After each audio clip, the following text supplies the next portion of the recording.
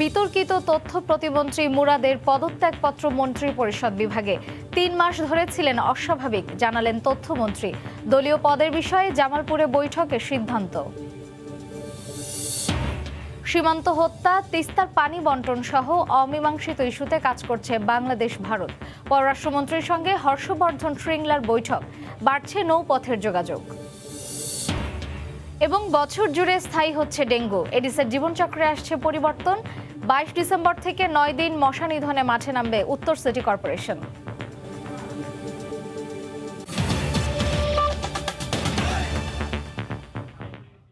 সময় সংবাদের সঙ্গে আছি আমি মার্জিয়া।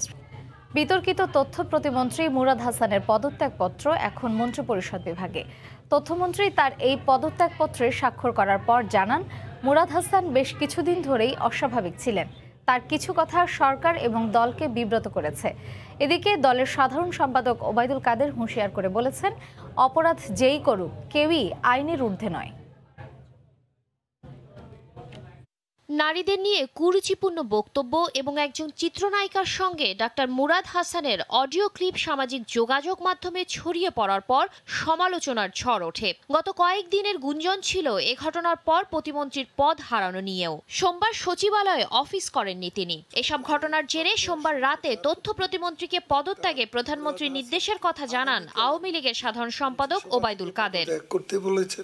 মঙ্গলবারের মধ্যে পদত্যাগের নির্দেশ থাকায় সকালেই ব্যক্তিগত কারণ দেখিয়ে প্রধানমন্ত্রী বরাবর লেখা পদত্যাগপত্র নিজের দফতরে পাঠান মুরাদ হাসান। সেই পদত্যাগপত্রেও ভুল করেছেন তিনি। ২০১৯ সালের ১৯ মে থেকে তথ্য ও সম্প্রচার প্রতিমন্ত্রীর দায়িত্বে আছেন, কিন্তু পদত্যাগপত্রে উল্লেখ করেছেন ১৯ মে ২০২১ সাল থেকে তথ্য প্রতিমন্ত্রীর দায়িত্বে আছেন।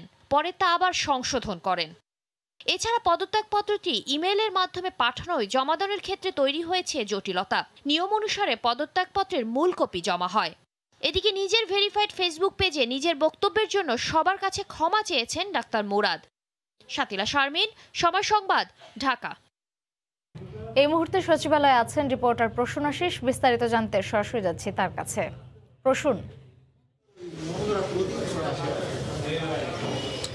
শ্রেয়া, বেশ কিছুদিন ধরেই সম্প্রচার প্রতিমন্ত্রী, তথ্য সম্প্রচার প্রতিমন্ত্রী ডাক্তার মুরাদ হাসান তিনি বিভিন্ন বিষয়ে কিন্তু বিতর্কিত মন্তব্য করে যাচ্ছিলেন।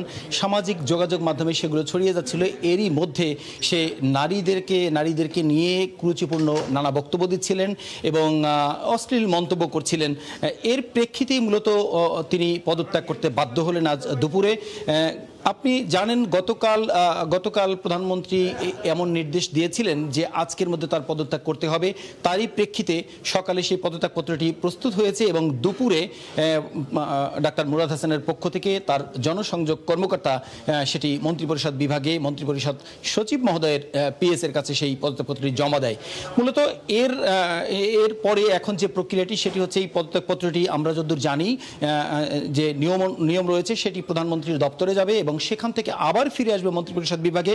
এরপরে সেটি রাষ্ট্রপতির সই হয়ে মূলত তার পরপরই এটি প্রজ্ঞাপন আকারে জারি হবে। আমরা যেটি শুনতে পেয়েছি যে আজকেই প্রজ্ঞাপনটি হতেও পারে, নাও হতে পারে, তবে আজকে না হলেও কালকে সেই প্রজ্ঞাপনটি হবে। আমি একটু তথ্য যদি জানিয়ে দিতে চাই, ডাক্তার মুরাদ হাসানের এই প্রতিমন্ত্রীর পদ থেকে পদত্যাগের মতো আরও দু একটি ইতিহাস কিন্তু বিভিন্ন সময় সরকারের মধ্যে রয়েছে। যেমন আমি যদি তুলে ধরতে চাই যে বঙ্গবন্ধু সরকারের সময় ১৯৭৩ সালের ১৭ই মে কিন্তু পদত্যাগ করতে বাধ্য হয়েছিলেন বঙ্গবন্ধুর নির্দেশে মিজানুর রহমান চৌধুরী। এরপরে কিন্তু শেখ হাসিনা সরকারেরই আরেকজন মন্ত্রী, ডাক ও টেলিযোগাযোগ মন্ত্রী ছিলেন টাঙ্গাইলের লতিফ সিদ্দিকী। উনিও কিন্তু বিভিন্ন মন্তব্য করায় প্রধানমন্ত্রী পুত্রকে নিয়ে বিভিন্ন কটূক্তি করার প্রেক্ষিতে তিনিও পদত্যাগ করতে বাধ্য হয়েছিলেন। তো এইরকম ঠিক একই পথে ডাক্তার মুরাদ হাসান, যিনি তথ্য ও সম্প্রচার প্রতিমন্ত্রীর দায়িত্বে ছিলেন, তিনি পদত্যাগ করতে বাধ্য হলেন। এখন এরই প্রেক্ষিতে আজ তথ্যমন্ত্রী কথা বলেছেন। তিনি বলেছেন যে এটি দলের ভিতরে একটি নানা সমালোচনার সৃষ্টি করেছিল, সরকারের মধ্যেও বিতর্কিত নানা নেতিবাচক ভূমিকা তৈরি করেছিল, যে কারণে এই পদত্যাগ তিনি দিয়েছেন। কিছুক্ষণ আগে সড়ক পরিবহন ও সেতু মন্ত্রী কিন্তু কথা বলেছেন। তিনি বলছেন কেউই আইনের ঊর্ধ্বে নয় এবং অপরাধী ছাড় পাবে না। মূলত এই ছিল তথ্য ও সম্প্রচার প্রতিমন্ত্রীর পদত্যাগ বিষয়ে সবশেষ তথ্য সচিবালয় থেকে। শ্রেয়া। সচিবালয় থেকে তথ্য প্রতিমন্ত্রী মুরাদ হাসানের পদত্যাগের ব্যাপারে সর্বশেষ খবর জানাচ্ছিলেন সহকর্মী প্রসূনাশিস। আইনে বিতর্ক থাকলেও সংসদ সদস্য পদে থাকারও যোগ্যতা হারিয়েছেন বিতর্কিত তথ্য প্রতিমন্ত্রী মুরাদ হাসান, এমনটাই মনে করেন আইনজীবীরা।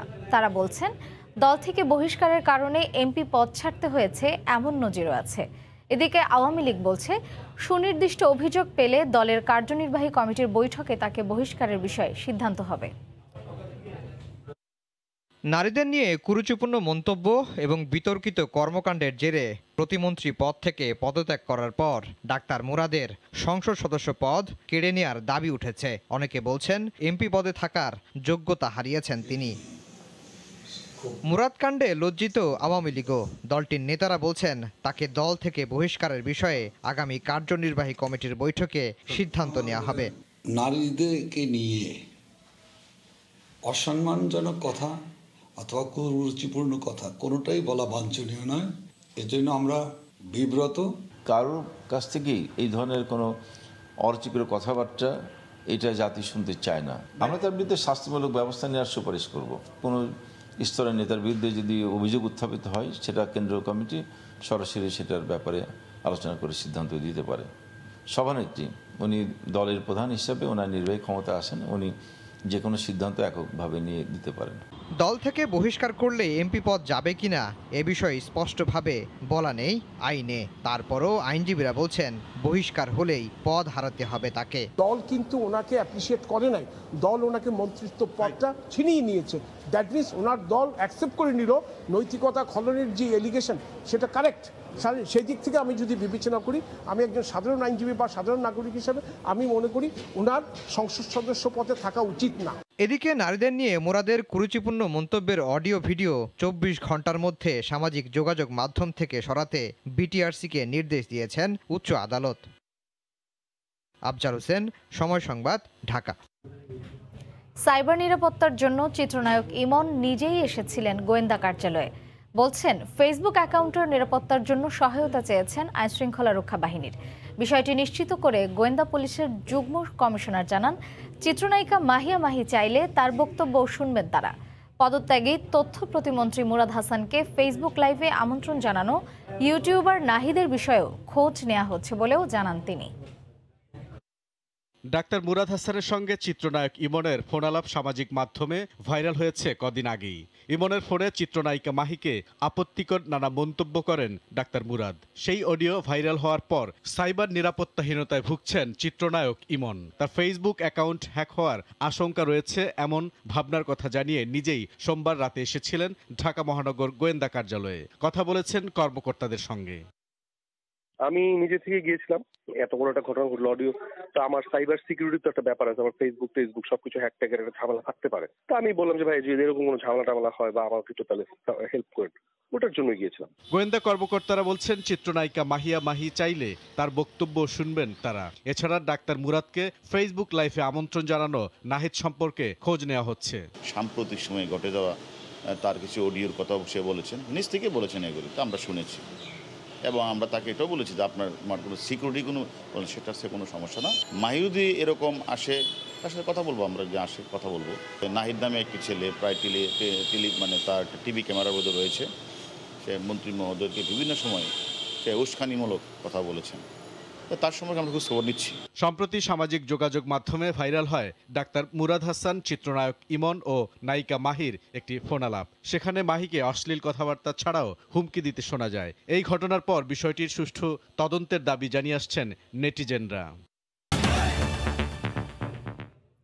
বাংলাদেশের সাথে সীমান্ত হত্যাকাণ্ড বন্ধ, তিস্তার পানি বন্টন চুক্তি সহ অমীমাংসিত সব ইস্যুতে ভারত বাংলাদেশ একসাথে কাজ করছে বলে জানিয়েছে ভারতের পররাষ্ট্রমন্ত্রী হর্ষবর্ধন শ্রীংলা। 2 দিনের রাষ্ট্রীয় সফরের প্রথম দিনে বাংলাদেশের পররাষ্ট্র সচিব ও পররাষ্ট্রমন্ত্রীর সঙ্গে বৈঠক শেষে কথা জানান তিনি। বাংলাদেশের পররাষ্ট্রমন্ত্রী জানান, মানুষের কল্যাণে 2 দেশের সুসম্পর্ককে অনন্য উচ্চতায় নিয়ে যাওয়া হবে। বাংলাদেশের স্বাধীনতার সুবর্ণ জয়ন্তীর অনুষ্ঠানে যোগদানের কথা রয়েছে ভারতের রাষ্ট্রপতি রামনাথ কোবিন্দের। মূলত সেই সফরের অগ্রগতি নিয়ে আলোচনা করতে মঙ্গলবার সকালে 2 দিনের রাষ্ট্রীয় সফরে বাংলাদেশে আসেন ভারতের পররাষ্ট্র সচিব হর্ষবর্ধন শ্রীংলা। প্রথমেই তিনি ফরেন সার্ভিস একাডেমিতে বাংলাদেশের পররাষ্ট্র সচিব মাসুদ বিন মোমেনের সঙ্গে এক বৈঠকে মিলিত হন। সেখানে দ্বিপক্ষীয় অনেক বিষয়ে আলোচনা হয়েছে বলে জানান দুই দেশের পররাষ্ট্র সচিব। আজকে আমি পররাষ্ট্র মন্ত্রীর সাথে দেখা করব। পরে হর্ষবর্ধন শ্রীংলা যান পররাষ্ট্র মন্ত্রণালয়ে। সেখানে পররাষ্ট্র মন্ত্রীর সঙ্গে সৌজন্য সাক্ষাৎ করেন তিনি। এ সময় ভারতীয় রাষ্ট্রপতির বাংলাদেশ সফর ছাড়াও সীমান্ত হত্যা বন্ধ, তিস্তার পানি বন্টন চুক্তি সহ বিভিন্ন অমীমাংসিত ইস্যুতে আলোচনা হয়। We as friends, as neighbors and close partners are here to work with the government of Bangladesh, with our counterparts on all issues, resolve all these issues favorably, take new areas of cooperation. We are discussing many new areas of cooperation. বাংলাদেশের পররাষ্ট্রমন্ত্রী জানান এসব সমস্যা সমাধানের পাশাপাশি দুই দেশের জনগণের কল্যাণের জন্য নতুন নতুন ক্ষেত্র নিয়েও আলোচনা হয়েছে। বর্ডার ইস্যু তারা নিজেরাই বলেছেন যে তারা এইগুলোর উপর আরো সতর্ক দৃষ্টি রাখবেন এবং একটা ফর্মুলা দিয়েছেন যাতে এই ঝামেলা না হয়। ছোটখাটো ঝামেলাগুলো খাওয়া হয়, পানির সম্পর্কেও হয়েছে, সবগুলো আমরা সমাধান করব আলোচনার মাধ্যমে সেইটা এবং ত্বরান্বিত করা হবে। এরপর সফরের অংশ হিসেবে শ্রীংলা সচিবালয়ে সড়ক পরিবহন ও সেতুমন্ত্রী ওবায়দুল কাদেরের সঙ্গে সাক্ষাৎ করেন। এ সময়ও দুই দেশের সম্পর্ক নিয়ে বিভিন্ন ইস্যুতে আলোচনা হয়। সফরের শেষ দিন বুধবার ভারতের পররাষ্ট্র সচিবের বাংলাদেশের প্রধানমন্ত্রী শেখ হাসিনার সাথে সৌজন্য সাক্ষাতের কথা রয়েছে। নাজমুস সালেহী, সময় সংবাদ, ঢাকা। পদ্মা নামে ফরিদপুর ও মেঘনা নামে কুমিল্লা বিভাগ করতে আবারও আগ্রহ প্রকাশ করেছেন প্রধানমন্ত্রী শেখ হাসিনা। একনেক সভা শেষে কথা জানান পরিকল্পনা প্রতিমন্ত্রী। সকালে এনএসি সম্মেলন কক্ষে বৈঠকে ভার্চুয়ালি যোগ দেন প্রধানমন্ত্রী। সভায় ৭,৪৪৭ কোটি ৭ লাখ টাকা ব্যয়ে ১০টি প্রকল্পের অনুমোদন দেওয়া হয়। অর্থবছরের সপ্তম একনেক সভায় আলোচনার টেবিলে ওঠে ১০ প্রকল্প। এর মধ্যে ১৫৩৮ কোটি টাকা ব্যয়ে কুমিল্লা সিটি কর্পোরেশনের সমন্বিত অবকাঠামো উন্নয়ন পরিকল্পনা বাস্তবায়নের প্রকল্পটি পাশ হয়। আর এই প্রকল্পটি নিয়ে আলোচনা করার সময় প্রধানমন্ত্রী আরও একবার পদ্মা নামে ফরিদপুর ও মেঘনা নামে কুমিল্লা বিভাগ করার বিষয়ে আগ্রহ প্রকাশ করেন। উন্নয়ন প্রকল্পের কাজে স্বচ্ছতা আনারও নির্দেশ দেন প্রধানমন্ত্রী। সভা শেষে সাংবাদিক সম্মেলনে একথা জানান পরিকল্পনা প্রতিমন্ত্রী। আমাদের দুটা বড় নদী মেঘনা পদ্মা, কুমিল্লাটা হতে পারে মেঘনা ডিভিশন আর ফরিদপুর হবে পদ্মা ডিভিশন। উনি দুইটা নদীর নাম এটা চাচ্ছেন, তো এরকম একটা ইচ্ছু নিয়ে আবার পুনর্ব্যক্ত করেছেন। ২০২৫ সালের মধ্যে ৪৫৬ কোটি টাকা ব্যয়ে বরিশাল, রংপুর সহ 5টি মেডিকেল কলেজে বার্ন ইউনিট স্থাপন করা হবে। আর ৩২২ কোটি টাকা খরচ করে সেচ কাঠামোতে আনা হবে পরিবর্তন। তবে রূপপুর পরমাণু বিদ্যুৎ কেন্দ্রের যন্ত্রপাতি আনা নেয়ার কাজে ব্যবহৃত মোংলা বন্দর হয়ে চাঁদপুর থেকে পাকশি পর্যন্ত নৌ রুটের নাব্যতা উন্নয়ন প্রকল্পে সংশোধনে এনে বাড়ানো হয়েছে ব্যয়। ৩৩৪ কোটি টাকা ব্যয় বাড়িয়ে ১২৯০ কোটি টাকা খরচ করা হবে এই প্রকল্পে। একটি কমিটি হবে যা সমন্বয়ের কাজ করবে। পানিতে এক্সপার্ট হলো পানি মন্ত্রণালয়, আর নৌ চলাচলে এক্সপার্ট হলো নৌ মন্ত্রণালয়। এই কাজটার জন্য সাবধানতার সঙ্গে, দ্যাট ইজ ভেরি ইম্পর্টেন্ট, এইটা সাবধানতা অবলম্বনের সমন্বয়ের দায়িত্ব পড়েছে আমার মিনিস্ট্রির উপরে। করোনার নতুন ধরন ওমিক্রনের সংক্রমণ শেষ না হওয়া পর্যন্ত সবাইকে স্বাস্থ্যবিধি মেনে চলার বিষয়ে আলোচনা হয়েছে বলেও জানান পরিকল্পনা মন্ত্রী। দেশবাসীর প্রতি আহ্বান জানিয়েছি যে আমাদেরকে পুরোপুরি ওমিক্রন শেষ না হওয়া পর্যন্ত। ধীরে ধীরে বছর জুড়ে যেন স্থায়ী হচ্ছে ডেঙ্গু। বিশেষজ্ঞরা বলছেন জলবায়ু পরিবর্তন, নগরবাসীর জীবনযাপনের অভ্যাস বদলে যাওয়ায় পরিবর্তন আসছে এডিসের জীবনচক্রেও। স্বাস্থ্য অধিদপ্তরের গবেষণা জরিপে মিলেছে এমন প্রমাণ।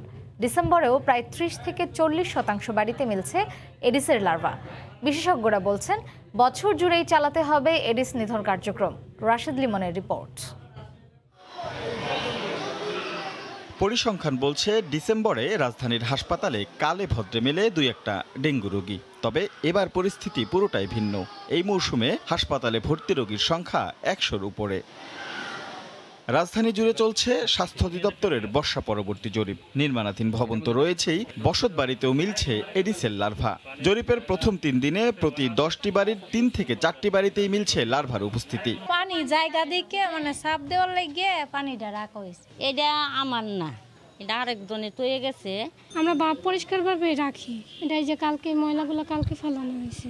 অধিদপ্তর বলছে নির্মাণাধীন ভবনের পাশাপাশি একবার ব্যবহারযোগ্য প্লাস্টিকের পাত্রেও মিলছে লার্ভা। 10টা বাড়ি পরিদর্শন করেছি, এর মধ্যে 3টা বা 4টা বাড়িতে আমরা পজিটিভ পেয়েছি। কিছু কিছু জায়গায় আমরা পেয়েছি যে পানির বোতল, অন টাইম গ্লাস, পলিথিনের প্যাকেটগুলোতেও পানি জমতে থাকা আমরা মাঠ পর্যায়ে আমরা এটা দেখেছি। কীটতত্ত্ববিদরা বলছেন বদলে গেছে এডিসের জীবনচক্র, তাই অসময়ে মিলছে ডেঙ্গুর লার্ভা। কারণ হিসেবে বলা হচ্ছে জলবায়ুর পরিবর্তনে অসময়ে বৃষ্টিপাত, ডিসেম্বরেও 25 ডিগ্রির উপরে তাপমাত্রা, এছাড়া নগরায়নের ফলে প্লাস্টিকের পাত্রের অতিরিক্ত ব্যবহারও প্রভাব ফেলেছে ডেঙ্গু বিস্তারে। উপযোগী তাপমাত্রা, উপযোগী বৃষ্টিপাত এখন আমরা ডিসেম্বরের শীতের সময় আমরা পাচ্ছি, যেটি অন্যান্য বছরে আমরা পাই না।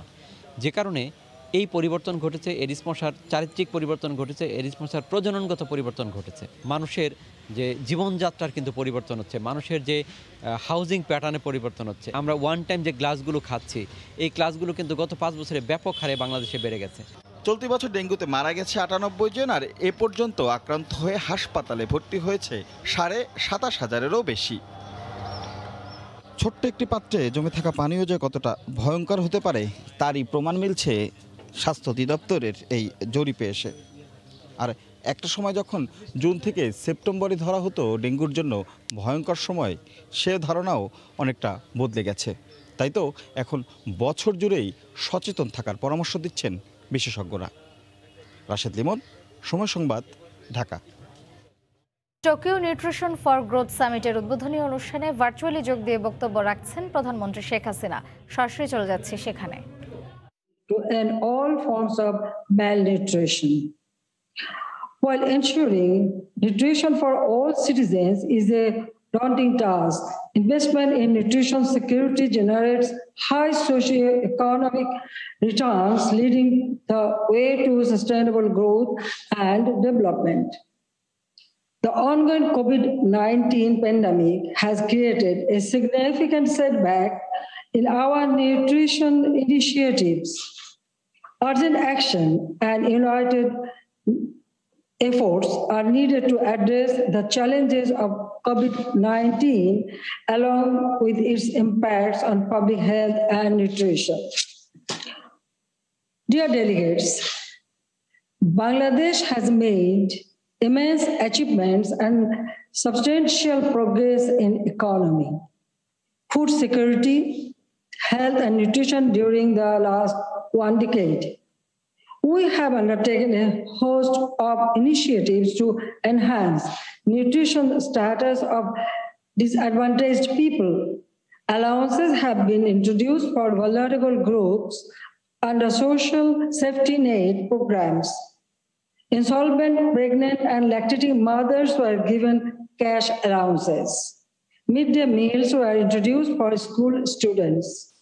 We are diversifying production of grains, vegetables, fish, meat, eggs, and fruits with the goal of increased food security and improved nutrition.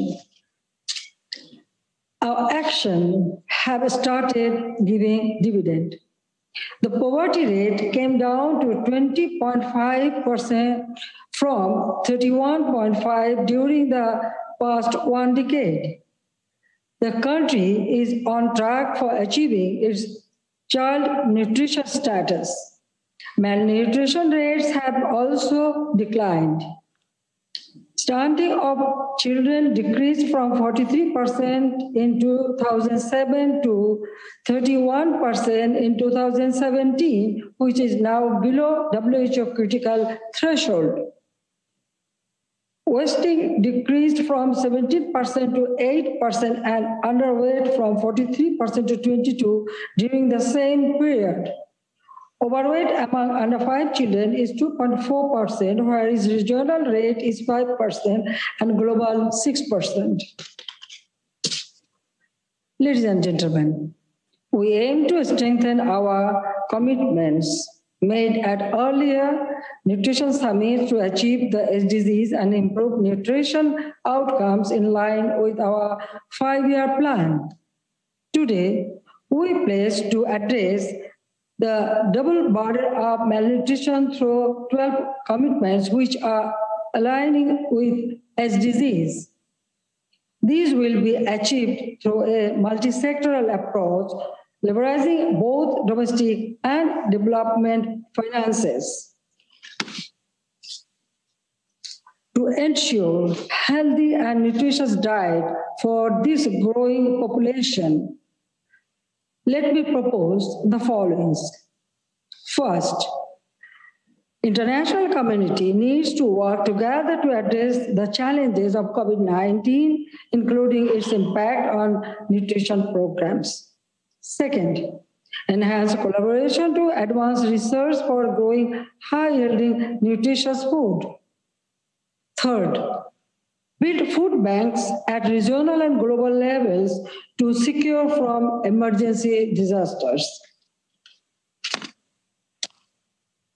Fourth, exchange best practices and expertise for increasing nutrient contents in food. And finally, disburse the committed climate adaptation fund to adapt to the climate-led extreme events that hamper food production in the developing world. টানা দুদিনের বৃষ্টিতে দেশের বিভিন্ন এলাকায় ধান, সবজি সহ রবি শস্যের ব্যাপক ক্ষতি হয়েছে। কোথাও কোথাও বীজতলা ডুবে গেছে পানিতে। বিপাকে পড়া কৃষকের সরকারি সাহায্যের দাবি জানিয়েছেন কৃষকরা। কৃষি বিভাগ জানিয়েছে ক্ষতিগ্রস্তদের তালিকার কাজ শুরু হয়েছে। রিপোর্টারদের পাঠানো তথ্য ও ছবি নিয়ে রিপোর্ট।